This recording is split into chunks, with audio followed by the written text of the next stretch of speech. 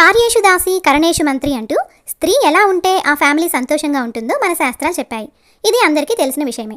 కానీ చాలామందికి తెలియని విషయం ఏంటంటే మగవారు ఎలా ఉండాలో కూడా మన శాస్త్రం చెప్పింది.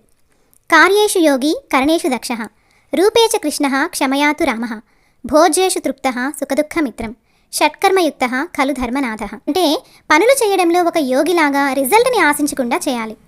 కుటుంబాన్ని నడిపించడంలో, పనులను నిర్వహించడంలో నేర్పుతో బ్యాలెన్స్డ్గా వ్యవహరించాలి.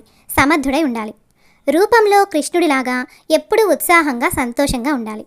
ఓర్పులో రాముడిలాగా ఉండాలి. క్షమించే గుణాన్ని కలిగి ఉండాలి.